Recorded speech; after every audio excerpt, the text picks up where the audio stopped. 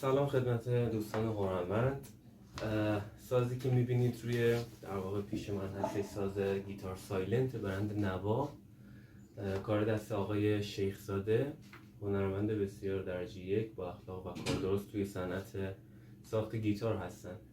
من این گیتار رو نزدیک به فکر میکنم 2 سال شده، 1 سال خورده‌ای که از آقای شیخزاده خریداری کردم، باهاش اجراهای متعددی داشتم، کلی ساز زدم، تمرین کردم.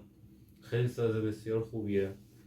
از خوبیش میگم اکشنش خیلی خوبه، متریال درجه یکی توش استفاده شده، ماشین هد بسیار با کیفیت، پیکاپ خوش صدا، عرضم به خدمت شما ارگونومی خیلی خوب، چه روی مثل الان روی پا بخواین بذارین چه با استرپ بخواین استفاده بکنین. همه چیزش عالیه، واقعا سازیه که هم توی اجراها چیزی براتون کم نمیذاره، هم تو تمرینا اگر میخواین ساکت تمرین کنین، شب، هرچی.